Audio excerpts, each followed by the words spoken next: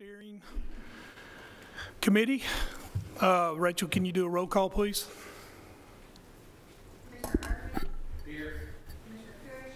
Present. Commissioner McAdoo? Here. Commissioner Reed? Yes, here. Commissioner Stevens? Present. Here. And Chairman Harris. Here.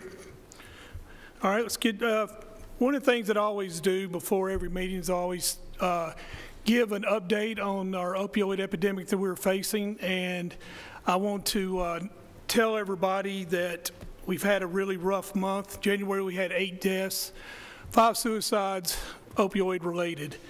And I don't have all the number OD calls, but what I'm trying to do is bring awareness. I know that a lot of y'all are coming here with the Second Amendment, and I appreciate that, but I also want you to understand that I want you to understand the opioid epidemic and what we're facing. First, let's get to the agenda. First thing I want to do is approve minutes. Vice Chair. Mr. Chairman, I have printed a copy of those minutes, and I have that with me if anyone would like to look at those and go over those. I have read through those minutes. I only found one problem in those, or one small printing error.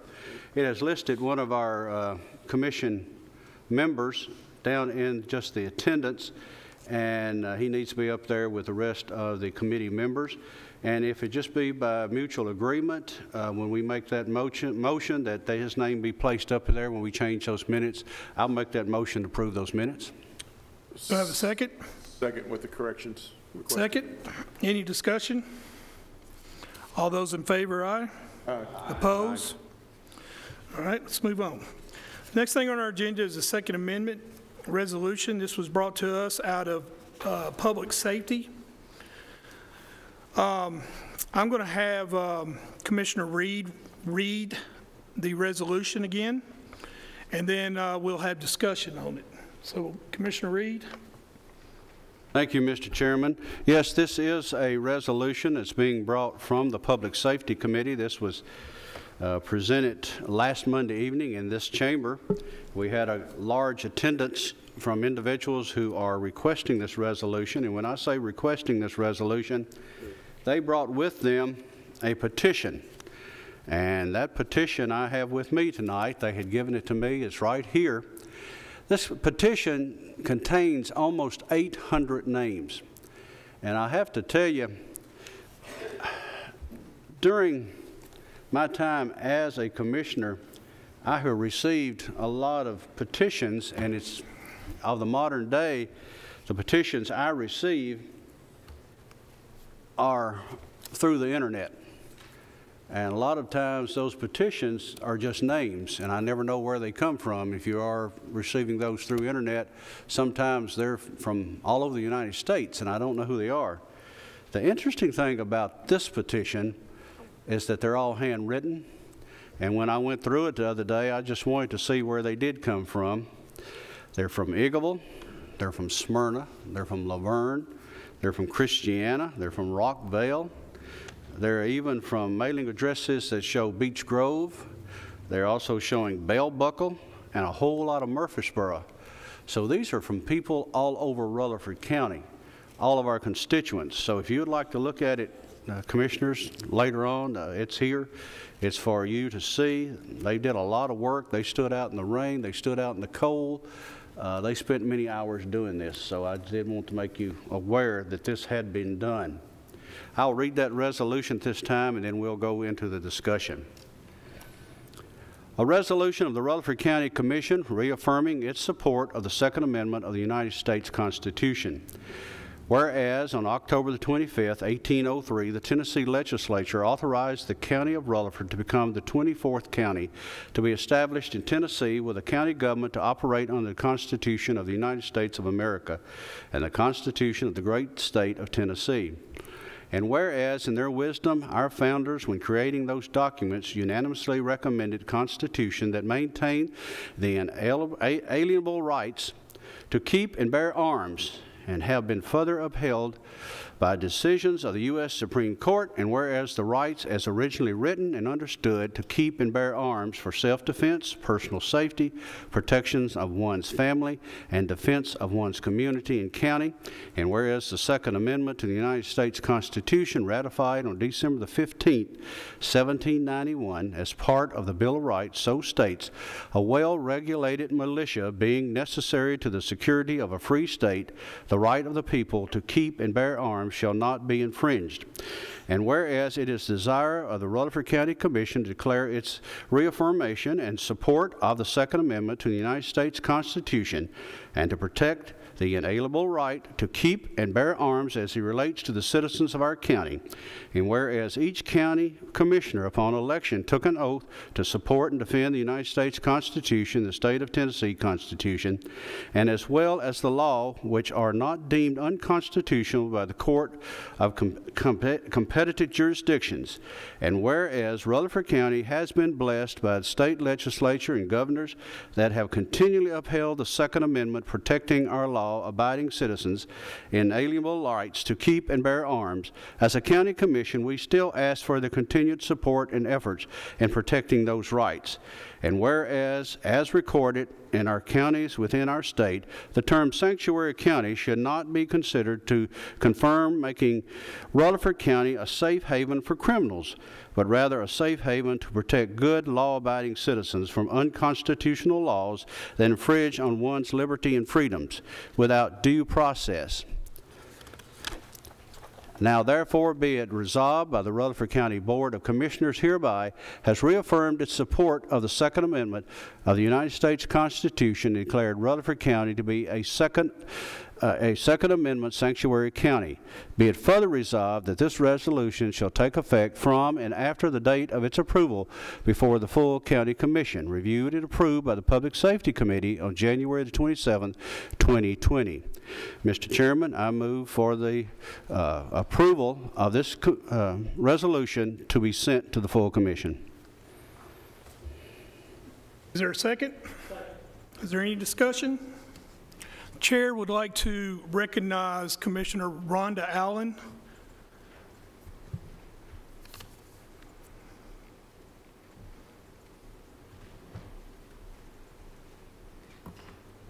Thank you, Mr. Chairman. I do have a couple of concerns about the language that's being provided in this specific resolution. I'm going to say some things that you all know, but probably a lot of citizens in our county may or may not know. The rights that are permitted by county government are only those that are specifically granted to us by the state legislature. County government, in many cases, has fewer rights and fewer scopes of authority than even municipal governments.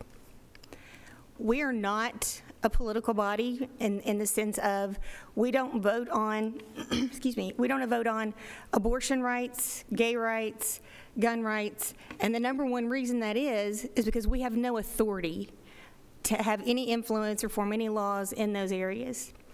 So, first of all, let me get out of the way. I am not an anti-gun advocate. If you want to put in front of me a resolution supporting the Second Amendment, I'll be the first one to sign it. You know, my father was an avid hunter. I grew up very comfortable around guns. I have very close relatives who are gun collectors. I have a carry permit.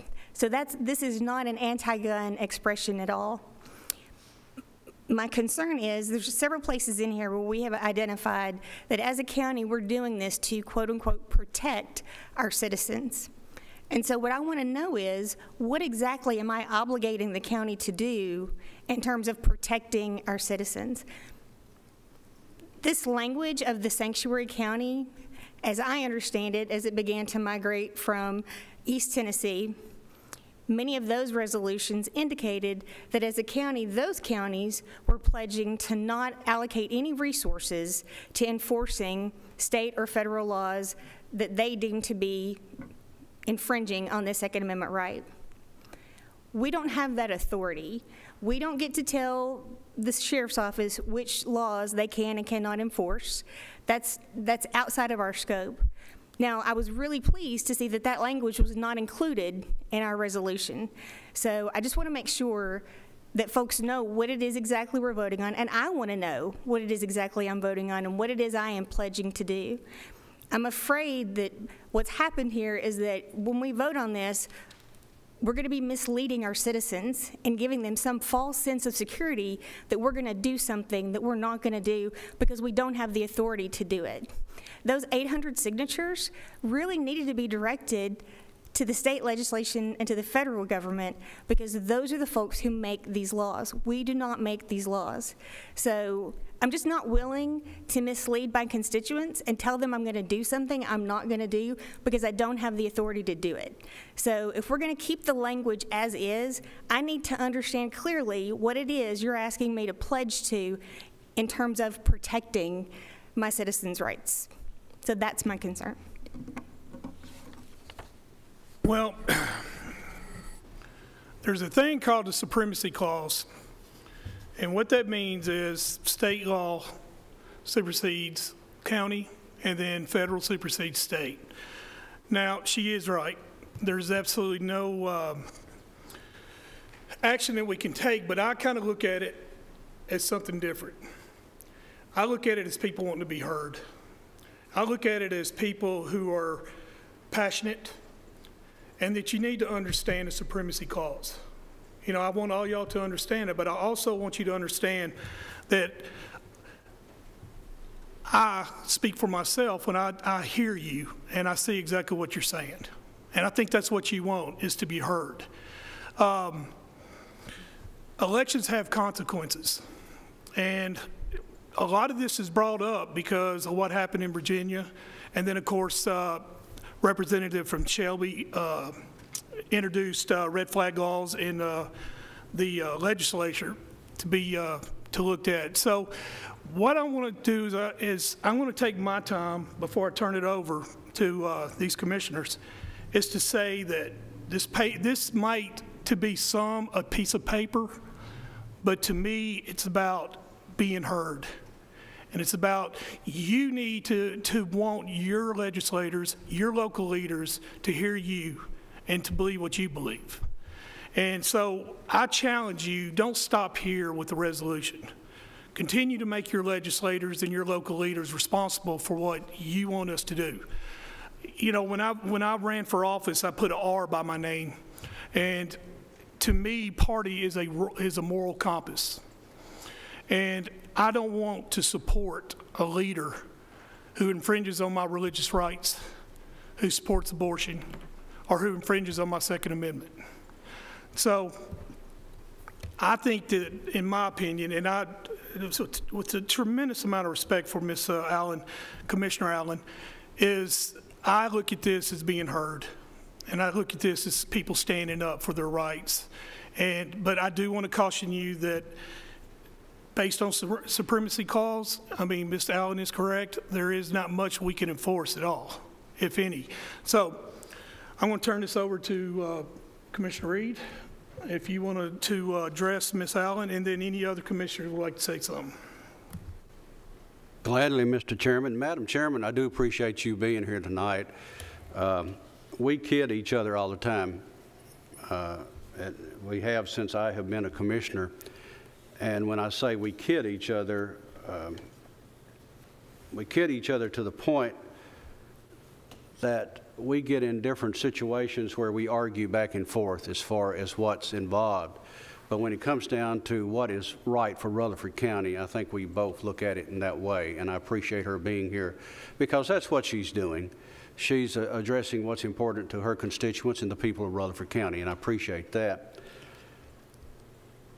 I'll try my best to answer what she's got there, and because I'm the one that drafted this resolution, you know, you feel when you sit down to do something like this, to draft a resolution, you know, those of you that know what I did for 44 years, I was a writer. But I was a columnist, and I did that sort of thing. I'm in the process of writing a book, but it's a whole lot different than writing a resolution that deals with the feelings of the people. And that's what I tried to do with this resolution. I knew at the very beginning when I wrote this resolution, I had copies of resolutions from all the other counties where it began. It began in Blount County back in April of last year. And I'll tell you all, sitting right here just last week, I was on the phone with the mayor of Blount County, Ed Mitchell. And those of you that may not know it, the mayor was the one that started that resolution up there and worked with it. And he told me the trials and tribulations of what went through up there, the problems they faced, the things they went through, and the purpose of why this resolution began there. And I began looking at the progress of how it went across Tennessee, or how it's begun in Tennessee. I think most of you have seen on television or heard about Virginia and what's happening over there. It's also, if you would take a look at the state of Illinois, the state of Illinois, the state of Lincoln, wherever you see a green county, this resolution has been passed. That's Illinois today, and how the people feel there about the same way it's been done. Not the same resolution, a similar resolution. They too know that county commissions cannot pass laws, but they can pass feelings of what the people are thinking, and that's what this is. As I've written this, I too am human, and I've had the opportunity to look at that thing called Facebook. And I was told, and I think it was by Commissioner Allen out there, do not read the comments. Because if you read the comments, you'll start taking them seriously. Well, Commissioner, I read some of the comments. And after Monday night, I got looking at them, and if you really want to know the truth, some of them sort of brought back memories, and they sort of made me have to laugh. Because as I read some of them, and they were people who's supposed to know politics, and they're supposed to know what they're talking about. But when I read them, I said, they haven't talked to people. But when they listed me somewhat as the leader of the group of hee-haws, I thought, I like that. Because you got to understand, I come off of a farm. I grew up being called a hayseed. I have an agriculture degree. And I went from there for working for 44 years for the Farm Bureau, and I wrote an agricultural column. And I've seen that so many times, and when they called me that, and I've been called a redneck, I thought, man, they know me. But I got you to remind you of this, and that individual who made that terminology, that when this country looked for somebody to defend it, who walked out there on that bridge up there in Concord? But the farmers, the ones that actually went and grabbed their rifles. And I think some of these individuals sitting up here in these chairs and around will tell you after Monday night, when I went out the front door, I said, I think I know, if I had to call the Rutherford County Militia, I think I know who they are. And I felt pretty good about the fact that I had written this resolution, because it's not a fact of laws, it's to reaffirm of what we feel about the Second Amendment. To protect, it's to protect that inalien right of the Second Amendment, not to protect the people on top of it. If you look at it, it's that inalien right of protecting that, the Second Amendment, and what it means to these people here in this county. And it's to also, you talk about, it's left up to those at the state legislature and the federal government. We know that. Well, hopefully by passing something like this at the county level, saying this is what the people say is important, they can recognize, hey, that's what those people want, and we got to keep our job focused on the fact that's what we're trying to do. To reaffirm, every Sunday morning, every Sunday night, and every Wednesday night, I try to go down here to East Main to the church to reaffirm my religion. I think that's important.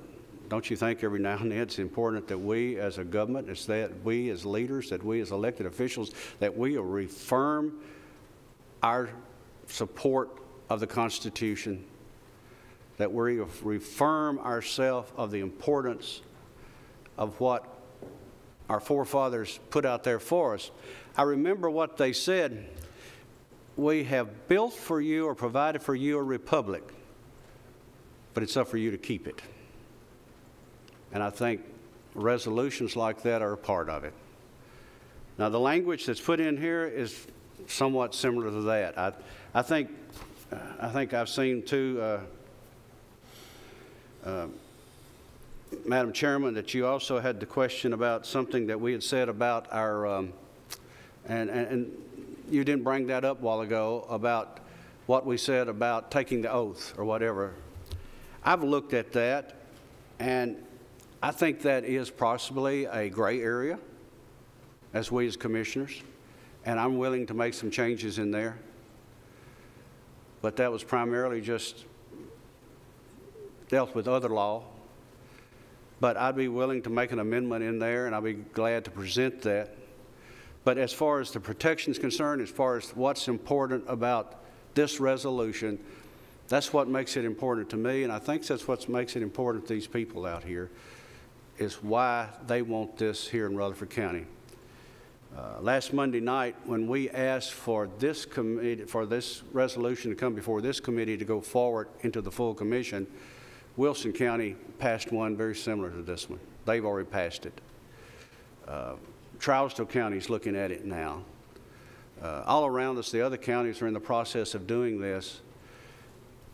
All across Tennessee, it began over here on the eastern side. That's moving across the state of Tennessee now. And you may say, well, what's the purpose? We'd like to have it looking like Illinois. You say, reason? Because when the state legislature down there looks at Tennessee similar to this, they may not want to go ahead and pass some of the laws that can be possibly passed that they may think is okay. You know, I was thinking tonight coming up here, I said, what have we passed that everybody said, well, and I've been told this, you don't need this. We're okay. Everything's there. We've already got it in place. You don't need this. I remember not too many years ago, we were told, you know, school prayer is okay. We've got school prayer. It'll always be there. Not there anymore. There's other things like that we have that not there anymore. And we thought it never would go away. So we don't know. Virginia didn't think that would happen to them either. So all I'm saying is we're just reaffirming what we believe and where it goes from there. Anybody else? Commissioner Rather? Thank you, Mr. Chairman. Commissioner Allen, I totally get what your concerns are, and I was looking at paragraph 7 where it says, this county has been blessed by state legislators and governors that have continually upheld the Second Amendment, protecting our law-abiding citizens' inalienable rights to keep and bear arms. I agree with you. We can't make the laws and say, here's Rutherford County gun laws. We can't do that. But Commissioner Reed can correct me if I'm wrong, and I think he said this just in a different way, that what we're doing is we're saying if some of these unconstitutional laws, I think people are calling red flag laws and all that, come this way, that we are going to join in as a governmental body and work with our delegation on the state level to further help them understand Rutherford County's citizens' positions. And, you know, again, somebody can correct me if I'm wrong. I'll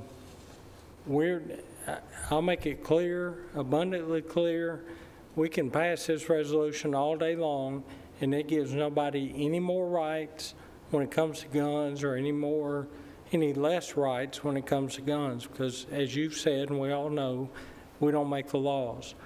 I'm fully in support of this amendment or this resolution because I am pretty stout Second Amendment rights guy, but also I think about the state we live in that's called the Volunteers. Now, in our football teams last season, we may not have wanted to be called that, but the Volunteers were very, very instrumental in the War of 1812, the American-Mexican War. We showed up in force, and there was a bunch of farm guys, a bunch of guys from the hills with guns. And we still have that here in Tennessee. And I agree with Commissioner Reed. If, God forbid, if something, broke loose that we couldn't imagine, I think we would fill up half this town with people with guns ready to defend our county, our state, our country. So, again, I think all that myself and any of us and you are obligating ourselves to is if some kind of law should come down the pike, one of these red flag laws, we will work with our delegation to help defend that. And again, correct me if I'm wrong. And thank you, Mr. Chairman. Anybody else?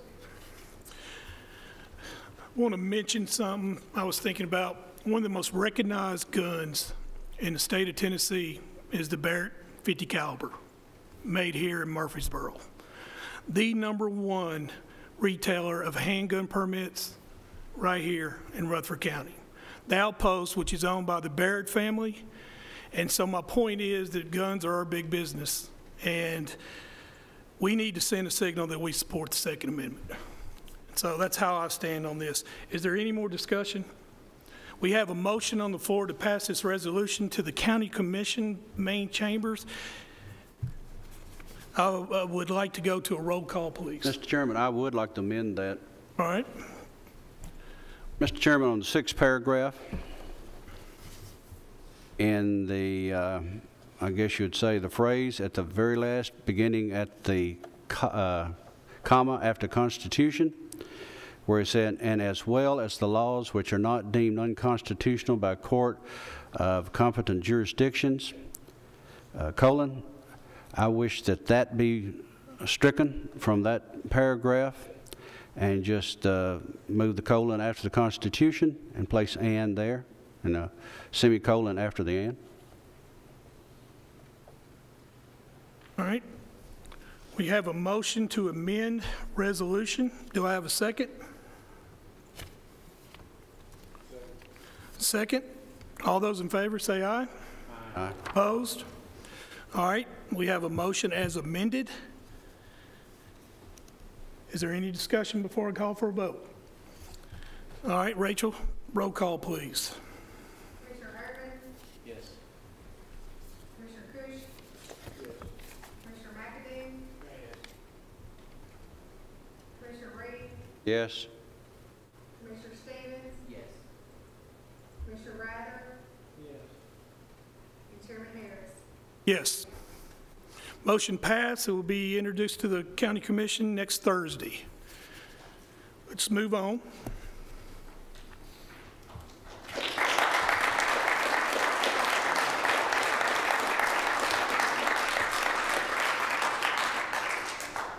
I tell you what, I'm going to call a 2-minute recess to let people leave, so it doesn't disturb the rest of the committee. So I'll take a 2-minute recess.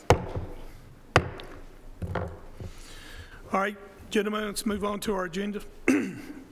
We need to fill a vacancy on the PBA board. We have an applicant, Donald Lester. And do I have a motion to accept? You're looking for a motion to accept that? Yes. Yes, I'll make, I'm sorry. Yes, Mr. Chairman, I'll make that motion.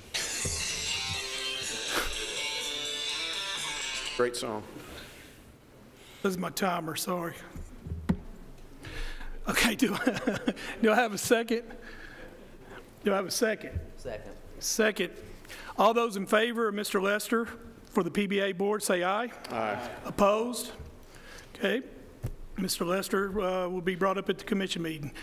The next one is another vacancy on the PBA board. We have one applicant. Her name is Kayla Potter. Do I have a motion? Mr. Chairman, I so move. I have a motion. Do I have a second? Second by Commissioner Rather. All those, Before we vote. all right, let's back up. I have a question. I'm going from memory, and that's a dangerous thing, so I'm trying to look at her application. I want to say, and again, when I looked at this a couple of weeks ago, I was thinking her current employment is with the city of Murfreesboro. Am I getting her confused with another applicant? I am getting it confused? No. Okay. Do we have is there any conflict of interest per se that she works for the city but now wants to be on a county board? No. Okay. I just wanted to throw that out there. It's not a conflict. Okay. All right. Very good. I just wanted to bring that to light. So I got a motion. Do I have a second? Second. All those in favor of Ms. Potter to be on the PBA board, say aye. Aye. Opposed? All right. Ms. Potter, if you're here or you're listening on TV, come to the commission meeting next Thursday. The next one is fill a vacancy on the beer board alternate. His name is William Ronsley. Do I have a motion to accept? Approve, I'm sorry. Hold on. Okay.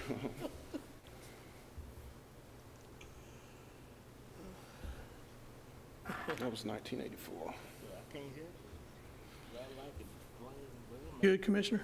I just see that on his application, it looks like, if I can read these initials, there's a DWI in 1984. That was a long time ago, but I just want to bring that to the commission's attention, that this is an applicant for the beer board. So I don't know if that's brings anybody a concern, but I just want to throw that out there.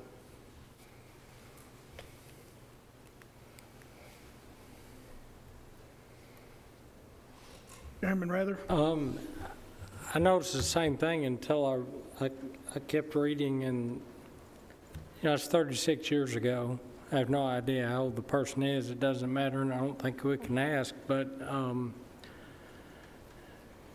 pretty good in credentials, and his professional references I think pretty highly of. And I doubt either one of them, if they thought that was going to be an issue or is an issue, would not allow him to put them down as a reference. But yeah, it is concerning to see it, but then it's 36 years ago, and 36 years ago I was making a few mistakes, and as well as others, I'm sure. Just my thought. Mr. Ronsley, are you here? Is Mr. Ronsley here? Okay. All right, do we have a motion to approve Mr. Ronsley? Is he the only applicant on that? Yes, sir. Okay. And this has been open for 5 months. All right. Here's the thing. I'm not the type of person that would hold a 36-year-old conviction, I guess is the right word, or let's say a black mark. Let me rephrase that. I will not hold a 36-year-old black mark over somebody's head. I just wanted to bring it to the board's attention. So the fact that this has been open for 5 months, and his credentials, like Commissioner Rather said, do appear to be in order. And he's worked in the beverage industry, although it looks like a soft drink industry, but nonetheless, he's in that similar sort of line of business, and maybe with even some of the same customer base. So I would make a motion to accept.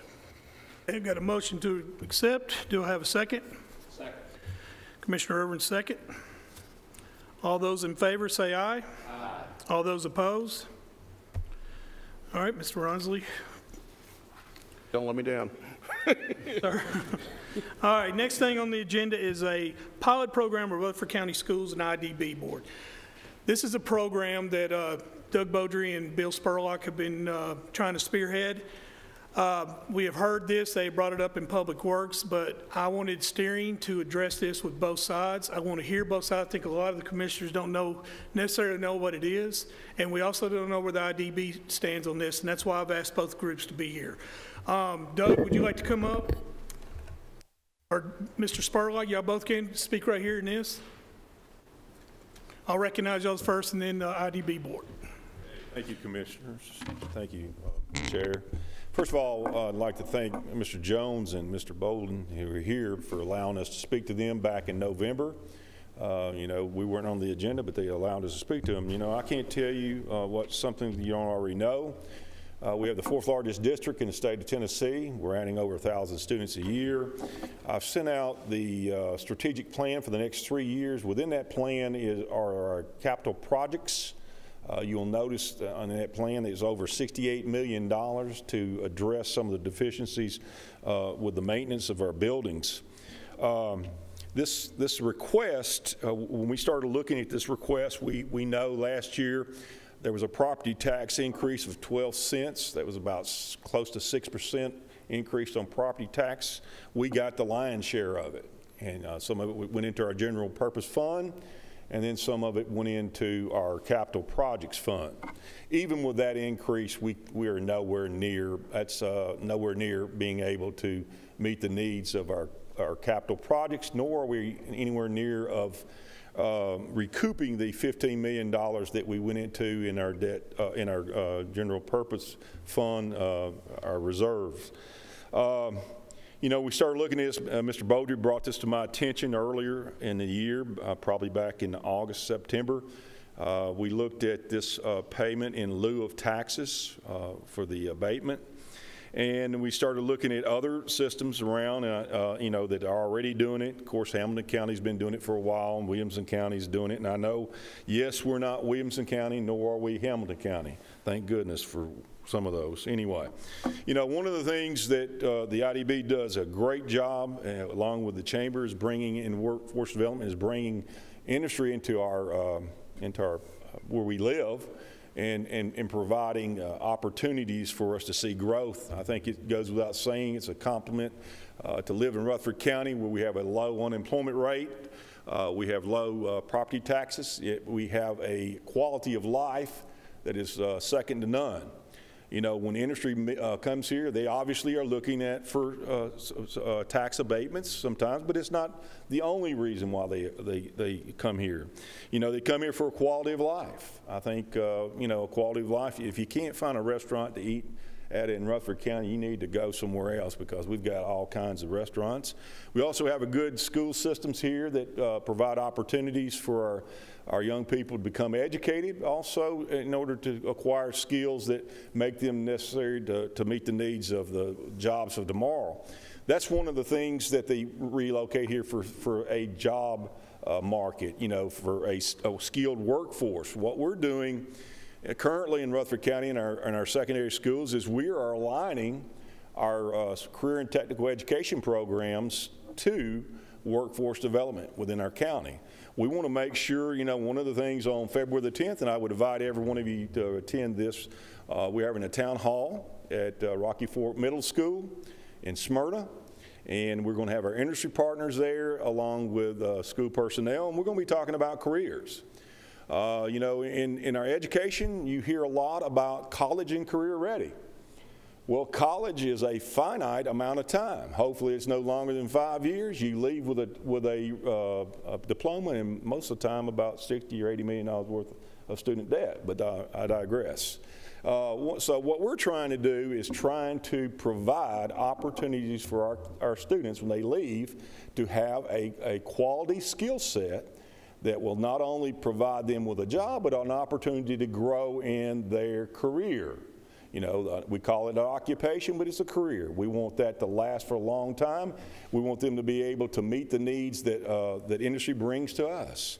So that's one of the things that while we looked at this. And what this primarily would include, it would include looking at the abatement and the portion of the abatement would be paid by the industry in lieu of taxes. Now, I know there is there has to be a cost analysis to this, and obviously, I understand that the cost analysis, we have to look and see, is this something that will either keep industry from coming, or is this something that's not going to be good for the county? And obviously, that's what we want to do. We want to do what's good for the county. And what we're doing, is, like Commissioner Cush is doing, is looking at additional revenue streams. We know that we are a substantial, I won't call it a burden, but a substantial responsibility for the county, and we don't take that lightly. We know that when you pass a property tax, when you pass on something like that, you do your due diligence and you look at your constituents. We're doing the same thing. We're looking at ways that we can, not to impact our constituents as much as possible, but at the same time, providing a quality education. Now, I'm going to let Doug tell you a little bit about what he's gleaned over the last few months about the possibilities of this program. Thank you.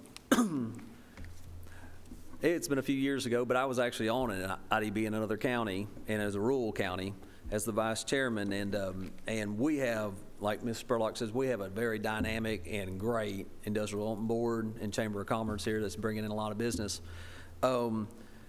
When tax abatements are a very important tool in the toolbox for industrial development, that's a fact. But like Ms. Spurlock said, there's many other things that a potential business would look at, a community, before they even look at a tax abatement, speaking from experience.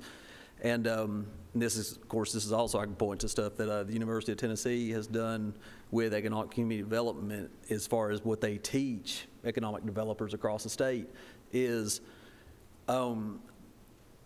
many communities in Tennessee or any other state, they are taken out of the cut to say when you have businesses that are looking to expand or relocate, like let's say we've got a business in a very high tax state, or they can't get workers in that state, they're looking at Tennessee.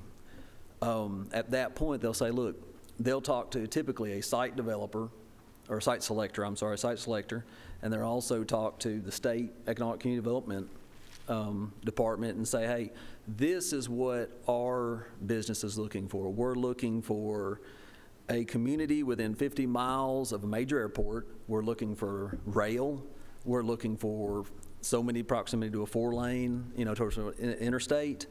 And we're looking for this much available workforce, and the list keeps going on. We need this type of sewer. We need this much water. We need 3-phase electricity at our site. And at that point, the site selector goes out and looks for, in that 50-mile square radius that they're told by their client, the company, look for this. At that point, they make a short list off that, that criteria. They're not even talking about tax abatements right now at this point, because if I don't have a workforce, I'm not going to be able to expand my company. If I don't have the infrastructure, which we all know in this room, it costs money, then I'm not going to be able to relocate to that area. If tax abatements alone, and once again, tax abatements are an important tool in the toolbox, but if tax abatements alone were the only reason that a company relocated, then Pickett County, Tennessee would have GM. But obviously, they don't have the infrastructure, they don't have the workforce, and therefore they don't have those large companies. There's a lot of benefits that Rutherford County brings to the table that we have in this community for any business that's wanting to relocate. And that's not just Rutherford County, that's the state of Tennessee. We have low taxes, we have no income tax, or all income tax for retirees, that's going away. My point being is other communities in this state, including Williamson, Hamilton, and Washington County, we can name a few in East Tennessee that do this, that require a payment in lieu of taxes in some form from an industry coming in to be made to hold education harmless. That's already been taking place in other counties in this state. You gentlemen know, because the way BEP funding, state funding, comes with for education at the county level, in the high growth counties like us, they look at that, you know, fiscal capacity. And because we are, quote, wealthy county, you know, the way that BEP formula states, it says the more capacity you have to raise money, i.e. property taxes, locally, well, the less part of that pie of that state funding you get, and the rural counties get more. And I'm not here to debate, talk about BEP, and I mean, that's talked about all day long at the state. I'm just saying the point is, we're always at least a year behind with our growth with BEP funding, the way the current formula is. This proposed pilot, you know, program would actually help us try to make up for that lack that we're not getting from state BEP by having these new companies help with funding. And once again, this is not extra. This is trying to help us bring that deficit, this budgeted deficit we have already, bring it down. Director Spurlock, what is the estimated money to our schools if we accept this project? I mean, this pilot program. Yeah, Mr. Beaudry has estimated somewhere around between 4 and 5 million. Now that's probably a little bit higher, maybe a little bit. I would like to think maybe conservative a little bit. Over the next few years. Over the next few years, yeah. I think Williamson County was it somewhere around $1 million last year, something like that? Yes, sir. And Hamilton was like 6 or 8 million, something like that. So we really don't know. It'd be kind of challenging for us to tell you a specific number. You know, somewhere in between that, you know, we would, to be perfectly honest with you, it'd be kind of challenging for us to do it. But we do know that it would, you know, assist us. It would be helpful for us. So you estimate 4 to 5 million, and that's reoccurring, am I correct? Period of time. Yes, there's certain variables that obviously will come into play. Like you'll have an abatement based on the current, you know, cost benefit analysis of 3 to 1 that the IDB and the county commission has for bringing in for a tax abatement. You would have to then estimate, okay, well, this might be a 5-year abatement for this amount, or this might be a 10-year abatement. So it will fluctuate, but the point being is when we look at the comparable counties, like Hamilton with 8.2 million this last fiscal year with a pilot, that's more revenue that was generated from the property tax increase. And what did you say the total amount for your capital projects is? We're over 68 million currently, and that's for the over the next 3 years total. And Commissioner Spurlock, I don't want to put you on the spot. So last year I was with Health and Ed, and we went over your budget, and I spent a lot of time with you on your budget. And I know that we budgeted, I think it's 7.5 cents for capital projects. Mm-hmm. And am I assuming that you're in this upcoming budget you're going to increase that? You know, well, you know, one of man, you're not putting me on the spot. I don't.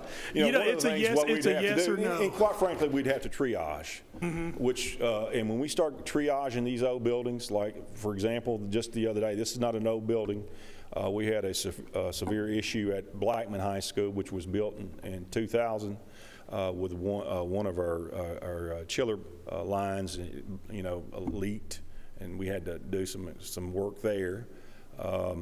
You know, when you ask me, would we ask for another increase? You know, obviously, I think when we looked at this last year, it started off in Health and Ed. I think the amount of money, the cents that was talked about in order to address not only the schools but address the county government, it went from 40 and then it went to 20, and then we got it down to 12. And we did get the lion's share of the 12 cents. We did. We got some to our capital. Well, I mean, I believe when we did the budget, I think originally y'all had asked for 10, which y'all needed it. Right. But we settled at 7.5. My point is that if we can do a program like this, then we're looking at being up at 11 cents for capital projects, because I know we got some schools almost 50 years old. Absolutely. You know, one of the things Doug and I talked about, you know, there's some different things that we can look at. you know, we could do it all, we could go to debt service and use that to pay for our debt service if approved, to get caught up completely over a 3 year time, you know. But now, I'll be honest with you, Mr. Spurlock, I would rather see it go to capital projects. I mean, that's just me. I mean, there's 20 other commissioners. But is there anybody else?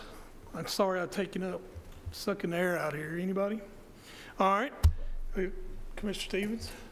Thank you. This may be a question for the IDB representatives, but what is our current policy for how many years they get an abatement? Is it 5 years? Is that what they normally do? And then you'll have to ask the IDB on their current policy, but state statute allows an abatement for up to 20 years, and then they can add another 2 for a construction phase. But typically, and that has to be approved by the 3 years by the comptroller.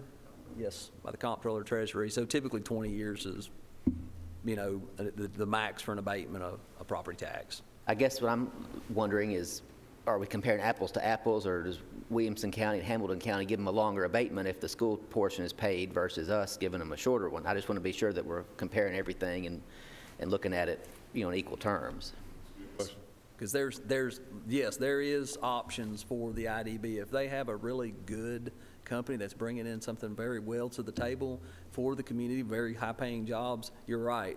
Even under this pilot program, they would have the option to, instead of a 5-year abatement, to do a 10-year abatement. If that, once again, came within the 3-to-1, you know, $3 for every dollar abated that this county commission has required for an abatement.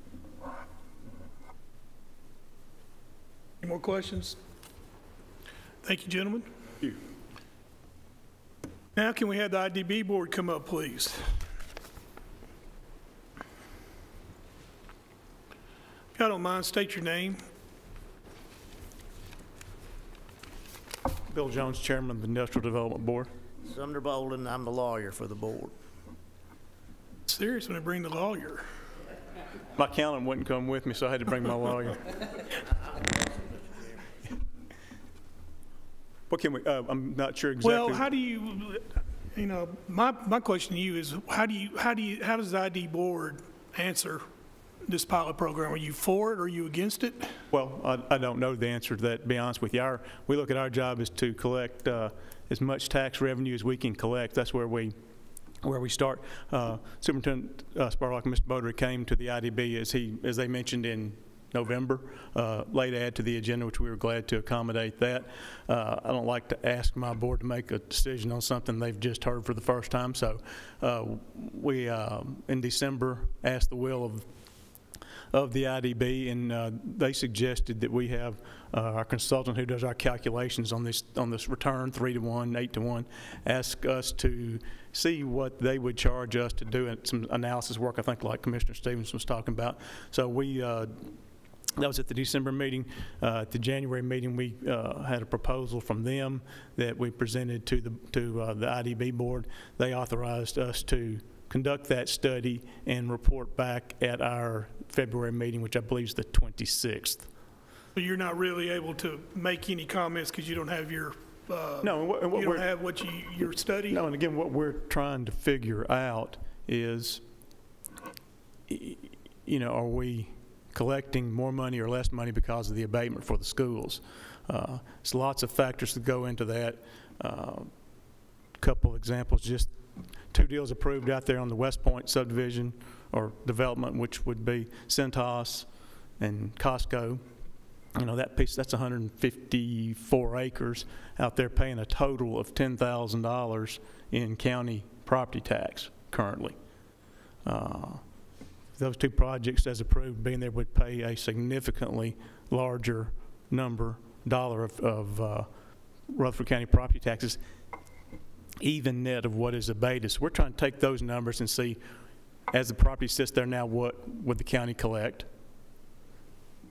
Under the proposed pilot, what would they collect? And let's just make sure we know, where are there more dollars coming in? So we tried to get the best deal we can get for the county. Costco, a very highly sought after property, company. You all have given us the authority, if we can get $3 of return for every dollar we abate, you've given us the authority to enter into those transactions. Again, Costco, a highly desirable company. The deal we worked out with them gives you a over 12 to 1 return in a pilot that's over in 5 years, not 10 or 15 or 20. Collect more taxes up front, a whole lot more taxes after 5 years. And so that's the type of thing. We just want to go back and look at the last couple of years of deals, do some analysis, and so we can talk reasonably. So if you ask a question that we all know the answer to, that we know the answer to it. So we're happy to do that work. It's in process, and again, irregardless of that, again, I think you all need to understand that we try to negotiate the best deal possible for the county and have as small of incentive packages as we can do. So that's always our goal. But we'd like to do a little analysis work over just the deals for the last couple of years, which probably are 10, maybe 12, something in that range. When do you think you'll have that report? We would anticipate reviewing that at our February IDB meeting, which is the 26th, whatever the last Wednesday of the month is. I think it's the 26th. And at that point in time, we'll have, facts and figures, I think, which would be interesting not only to us, but to the commission as well. Would y'all be able to discuss that with the steering committee on the March meeting? We serve at your will, so we will be here if you ask us to be here. All right. Well, is there a motion to defer this to the... Well, I have a question about the study. Are they going to look at any of the projects and approval things in Hamilton or Williamson County as part of the study, or are they just looking at what we're doing? We're just going to look at what we've done. Frankly, Williamson County, how many pilot deals have they done last? They don't 1, 2. They don't do very many because they don't have to. So it's true that they don't abate the school portion of the taxes, but there's just not enough. I mean, there's only a couple deals there. And again, we're not Williamson County. We want to see what we've done and what the numbers look like for here. So we have not asked them to do any analysis on Williamson or Hamilton County. Well, I just want to be sure we're getting a fair outlook on things. Well, again, we think the IDB believes that this analysis will give us the information that we need, and we're comfortable that it would be fair.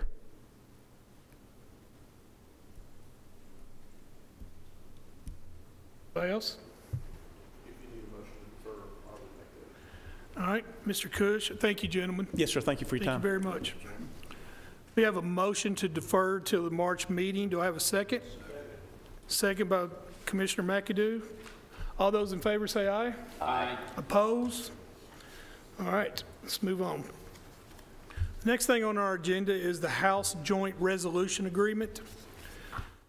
I'll try to explain this the best I can, then I want the mayor to come up and talk about it. The Army Corps, under state law, they have the authority to oversee water rights and allocate the volume of water supply that we get. If the Corps does not grant us lawful giving rights, then it will cost the ratepayer millions of dollars and limit future water supplies. This would recall costly construction of infrastructure that would not be needed. I'm going to refer you to, if you look on your resolution, I'll tell you what, the first thing I want to do is I want to bring the mayor. Mayor, I'd like you to do a little quick summary of what this is so everybody understands. Thank you, Mr. Chairman, members of the committee. A few weeks ago, CUD, as they always do, first of the legislative year, they have the delegation to come out for lunch to sit with their board. They talk about it. They had a gentleman come in who is a consultant for CUD, and he works with them about looking at the growth. They showed increases of growth. I think their projections were just a little bit higher than what we have seen through our Chamber of Commerce and other demographics. The problem that we run into based on this consultant that they have is that the majority of lakes in Tennessee are controlled by TVA. In this case, J. Percy Priest is controlled by the U.S. Corps of Engineers out of Washington, D.C. And unfortunately, every 3 years, there's a colonel appointed to be over that position at some place in Washington, D.C., who oversees the amount of water that can be extracted from the summer pool and the winter pool takedown. And he's been sitting on this request from CUD to pull the volumes of water to keep up with our growth. And so what this resolution has done, or will do, will be sending a message from the General Assembly. It'll pass both House and Senate, and send a message to this gentleman that he needs to start working and complying with the distributor of those waters for all of the citizens within their service plan here in Rutherford County. If it were TVA, they're more on hands versus Corps of Engineer and DC.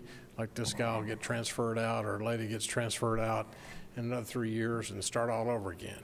They don't understand how growth is affecting this mid-state area, and what CUD and Murfreesboro Water is wanting to be able to pull down from that resource in order to supply our citizens. So you're asking this committee to pass a resolution? Pass a resolution in support of the House resolution that will be sent. So it'll be it's a joint House-Senate resolution. It'll be sent from the General Assembly to the Army Corps of Engineers. Question. Isn't it true that recreation is a higher priority for this water than like residential use? I don't believe he mentioned that at all. He never mentioned recreation. That may be something that you're aware of. I'm not, but you know, I know here in Rutherford County, or in Murfreesboro alone, their resources are continuing to dry up, and in years of drought, the spring that comes from Murphy Spring and service the creek that runs through the middle of Murfreesboro has gone dry, and so the dependency on the Percy Priest Lake is becoming more and more needed for our growth. I went to a class that CUD did a couple of years ago, and it seems like that was one of the big problems, was that they had a higher priority for recreation than they did for residential use, and that was... You're talking about the Corps of Engineers? I don't know if it's a regulation that they've come up with, or if it's a federal law that Congress passed, but for some reason that was more important than drinking water, and that needed to be flipped, and I think they were working on an effort to get that changed, but I wonder if that has something to do with the fact that they're not cooperating with our growth. Well, I'm not sure, but I'm sure that what they're trying to do with this resolution is all of our delegation was there, both senators and House members, and except for Brian Terry, because he was working, he had surgery that day. But I think they just want to get somebody's attention to come back to CUD and say, yes, you can pull down, and go ahead and plan for the pull down of the number of gallons that's going to be required to keep up with our growth. And if recreation, I agree with you, if recreation is a top priority over drinking water, then, you know, that's a problem. Well, it seems like that would be a more logical thing to fix if that's the problem, because they might be making their rules based on what they were told to do by Congress. Yeah, the gentleman, their consultant, are John L. Beatty and the other folks, many of you know, that's on that board, Rosemary and others. None of them mentioned that. I didn't hear the word. Steve, did you, the word recreation at all that day? Didn't say anything about recreation. They were just talking about we need water, and we need Washington to give us the authority to pull down without getting fined. Mayor, I think every time I have ever had an opportunity to sit on any type of meeting, whatever we have had, CUD, whatever, this has been a major concern. And of course, a major concern with our county about the amount of water that is available. And I think anybody should have that concern, especially when we have the growth that we have, the manufacturing that we have. and what water means to all of us. I mean, you can go back in history anytime. Water was the reason people come to a certain spot. When you go back to the woodland Indians of this area, they settled near water. Water was what it was all about, and that's what this is all about, that if we're to continue with what we're doing, that's what we're doing there. I'm sorry, but I grinned here a while ago when I saw this come forward, where the third word within this resolution was urging the United States Army Corps of Engineers. And I had to think about the resolution I just brought out here. Everybody was talking about that piece of paper is not worth anything. It's not a law. This isn't a law. Right. All it's doing is working with the state It's an urging legislature to resolution. urge That's correct. Congress to do something. And that's the important part of it. And I think it's very vital and important to our county. It's very important to the state of Tennessee that we do ask them to do this and what we do there.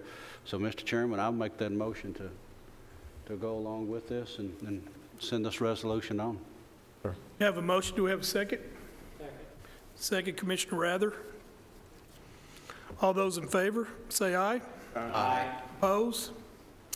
All right. Let's move on. All right, this is, we're going to public comments resolution. This is, we had talked about this in December, and we put it off because we were talking to our delegates. So I'll try to give you, a little synopsis of what we talked about so y'all can remember. We had asked on here on the resolution that we have to amend it to where you have 24 hours previous day notice prior to the meeting to wish to speak. The second one is what we would talk about. And the third one is define the word visitors. So I thought a lot about this, and one of the things Commissioner Stevens brought up about freedom of first speech in that area. So what I feel like, after talking to some commissioners, we ought to limit their public to the agenda. And they can speak whatever they want on the agenda or the previous agenda. And I want to open that up, discussion on that and what y'all think on that, because, and to see if it addresses Commissioner Stevens as well. But if we can keep it in on that area, then we're not going to, we'll be able to know what's coming and be able to address it. So is there any discussion on that at all? Well, anytime you put censorship or restrictions on what people can talk about in a public forum, you're going to have a problem. But if somebody wants to come and say, my commissioner is not helping me with this problem out in my district and it's not on the agenda, then I don't want to limit them access to everybody hearing what they have to say if they sign up to come. I'm just... Well, I mean, we're not really limiting it. We're just setting guidelines. Policy lines is what we're setting, because if we are talking about the agenda, then, you know, everybody, we all know what we're going to be dealing with. So is there anybody else on this? I mean, do you feel any way? Commissioner Rather? Mr. Chairman, thank you.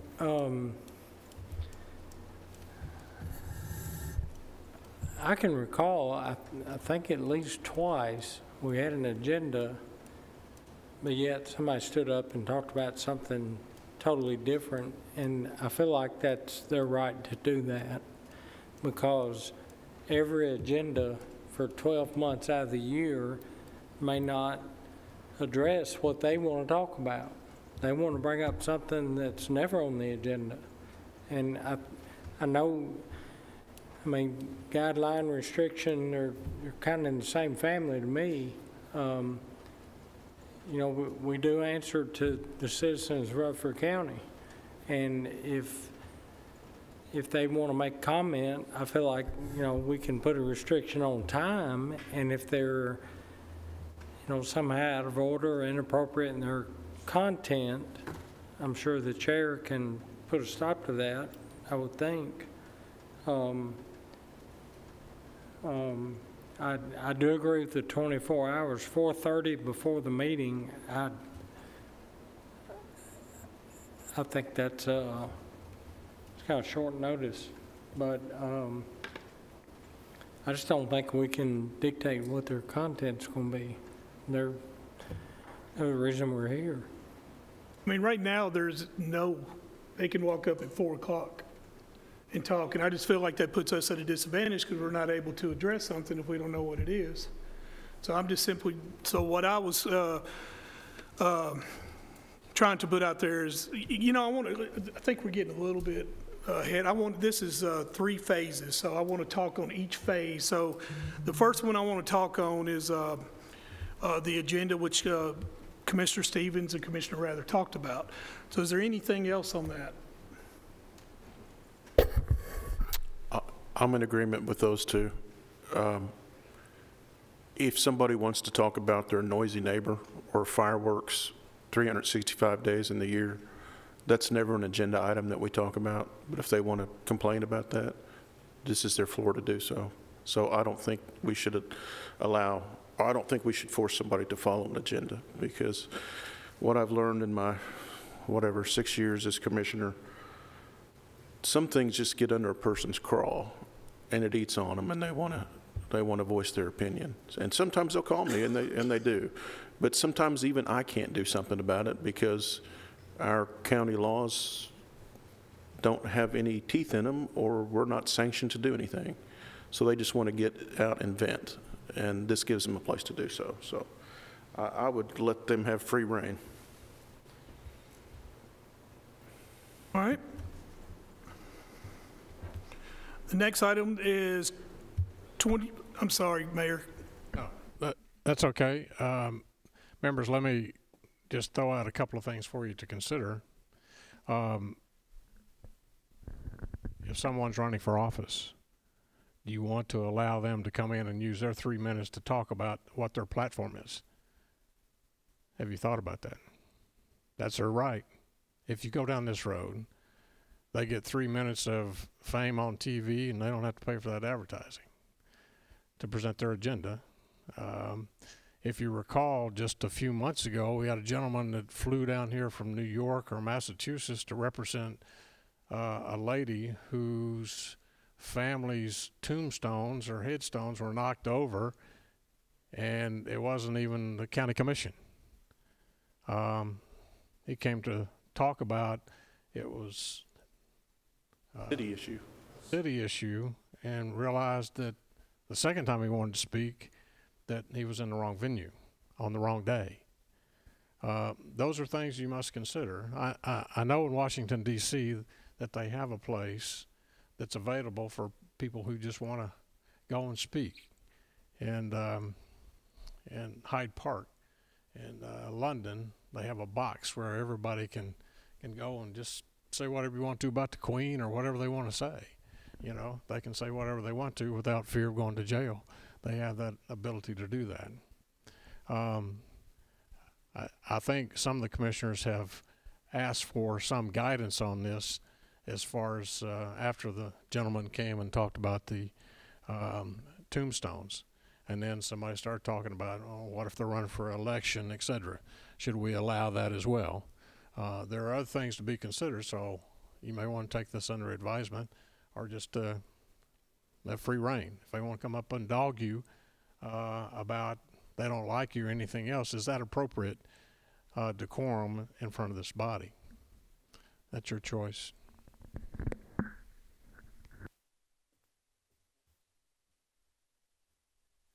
Exactly. I'm going to say something that area also. What the mayor is saying there, that does ring true, that someone can come up here and use this as a platform to do that. It can become personal. You know, that's something to look at too. I think there needs to be an understanding for somebody walks up here and say, you know, we want you to speak your opinion on what you have a problem with, if it's dealing with flooding in your area, if it's dealing with things of that type, but this shouldn't be the place you come and just start calling names and saying they're causing my flooding, or, you know, they just hadn't done a good job or whatever, something like that. I just don't think this is the platform for that. And I don't know where that would go in here and what you would do with that, but I just think it doesn't come to the point where you're just, doesn't become a name-calling stage. Well, this was brought to me by a bunch of commissioners, so I'm trying to figure out how to go through this. I'm trying to figure out what's the best way to do it right here. Is there a motion to change subject matter for a meeting to agenda or previous agenda only? Is there a motion for that? Okay. Then I suggest that we move on and go to the next item on this, is 24-hour previous day notice. This gives all the commissioners an opportunity to know what's coming up and to be able to address it. So, is there any discussion on that? None.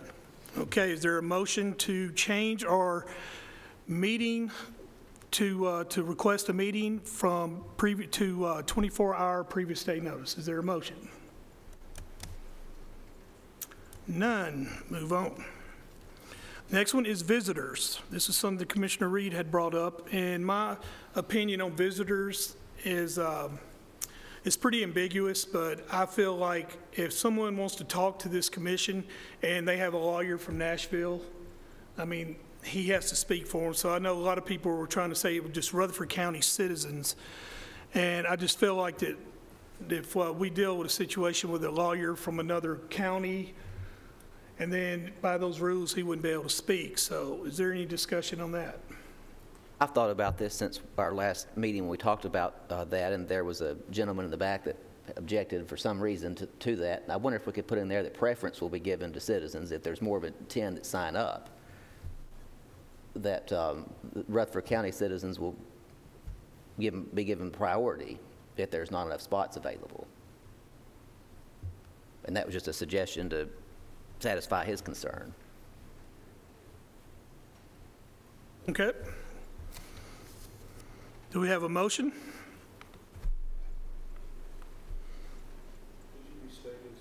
What he's saying is that visitors, when we have visitors come up, that Rutherford County citizens will get preference over anybody else.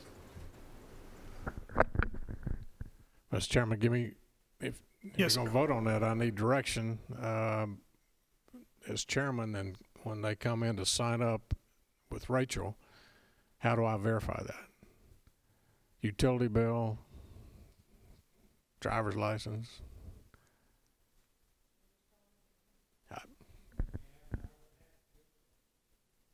Yeah.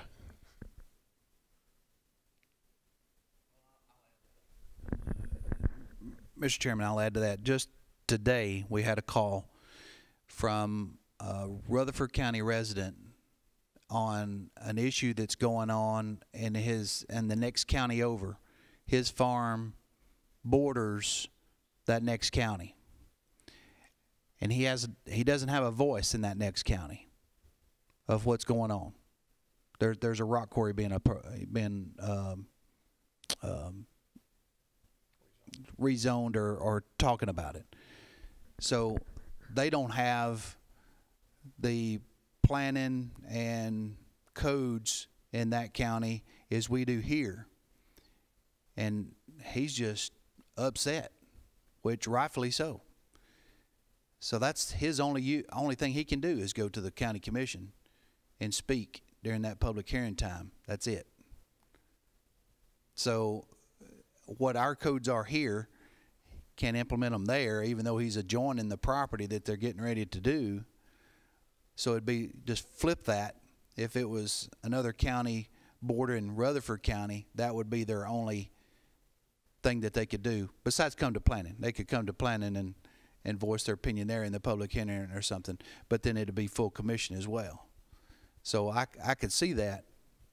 These are all good things that you're bringing up, but I was on the commission when we first brought these things up. Commissioner McAdoo was too, about bringing up 3-minute public comments. And that's basically that. We brought all this stuff up that you're talking about here, and we really just had to kind of pray that we would have good folks coming up, taking their 3 minutes to speak about whatever they wanted to speak about, whether it was on the agenda or off the agenda. And it's worked out pretty good for the most part.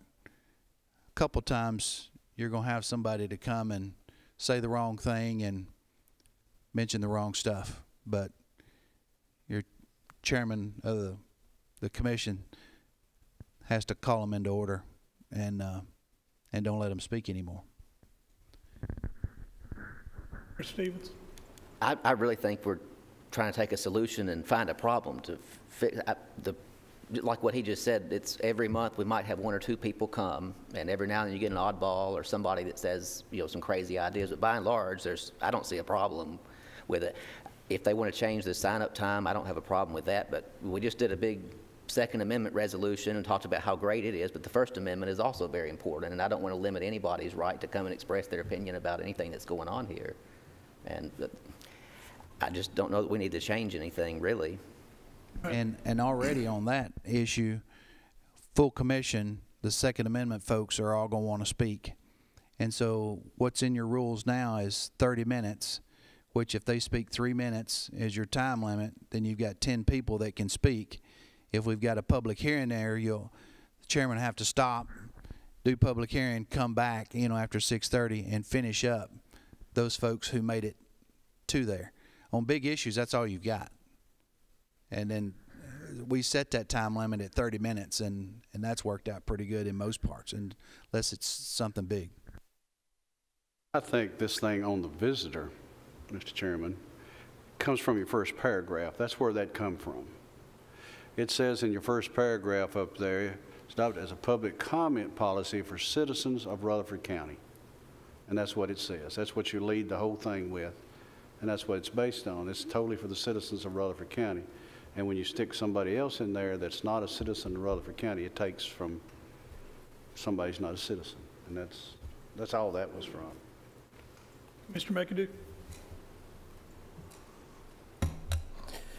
Well, you keep talking about citizens of Rutherford County. I think one of our discussions in the past was that if a visitor was from Rutherford County, moved to California, been in California 20 years and owned 30 pieces of property in Rutherford County, he's actually a visitor in Rutherford County because his residence is in California, but he have ties in Rutherford County, and we have had that. So therefore, when you start saying visitors, you better be careful, because it's a lot, and we found this out when we were doing Halls Hill Pike, 109 partials, that it's a lot of visitors that was residents of Rutherford County that moved away from here that have ties and commitments and properties in Rutherford County. So therefore, I think the way it is set up now, it hadn't been any major incident, and I've been up here for several years, just like Steve said. It hadn't been no major incidents on these visitors or whoever want to speak. It hadn't been. Now, if it was a crisis that was going on every month, I could see maybe tweaking it a little bit, but we haven't had any problem with it. But I definitely wouldn't, I'm not going to vote that no visitor can't speak, because I don't know the credentials of that visitor. That visitor may own 100 partials in Rutherford County, and I'm gonna tell him, no, you can't speak. So we better be careful on that. I like it the way it is. Yep. Commissioner P.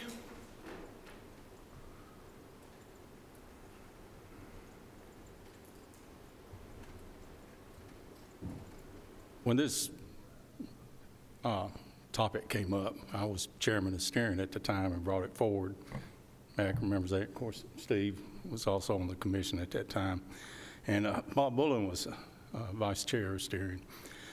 We discussed this, and he told me, he said, Robert, he said, there's nobody going to come up there that's going to be happy. He said, you better be ready to listen to some people that are unhappy. And that's part of the reason that I wanted to do it, because I think we need to listen to our citizens. Now, the only thing that I've seen since that's came up that I was dissatisfied with, and I think the mayor hit on it a while ago, is we had one election cycle, a couple of people that used it specifically to campaign. And they were running against a setting, excuse me, I'll get that out, commissioner, which, you know, that's neither here nor there. They could have been running on an open seat.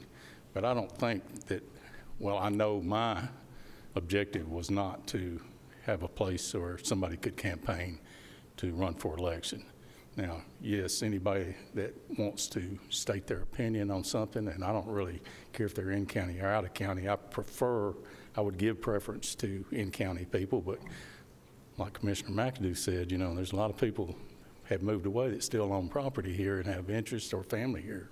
So, you know, I think we need to tread lightly there. But if I was going to consider any of these options, the one about people campaigning, I think I could draw the line at that. And I don't think that would restrict anybody from being able to come up here and state their opinion, even if they were running for an office, you know, as long as they left that out. So, thank you. Thank you. Mr. Chairman, I'm going to make a motion. If you'll notice at the bottom of this resolution, it says the public policy comment, or the public comment policy will be reviewed after 4 months. Resolved this 11th day of January, 2001. I don't know when it was ever reviewed, and it probably hasn't been. So, Mr. Chairman, I'm making a motion that this resolution be neatly placed back in the file, and we allow another steering committee to look at it again. Do we have a second? All right, we have a motion and a second. All those in favor, say aye. Aye. Oppose? Let's move on. You have a litigation list on your iPad. It's for your information purposes. Do you have any questions? Commissioner Rather? Mr. Chairman, I don't know if this was brought up in December. I wasn't here in December. It seems like I read something that we would, that the county attorney would have to meet with the commission or us or somebody if we were going to settle suits. Did I dream that? Was that just wishful thinking, or? No, it's not. Stevens?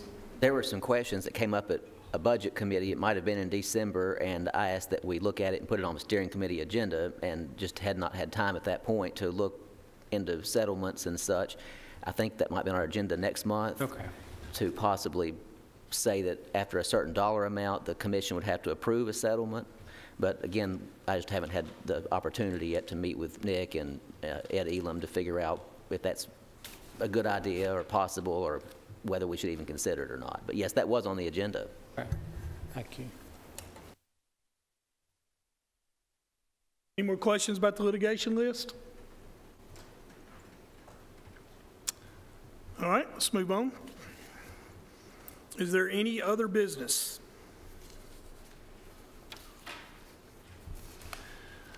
Well, if there is no other business, do I have a motion to adjourn? Second? Second. All those in favor? Aye. We are adjourned.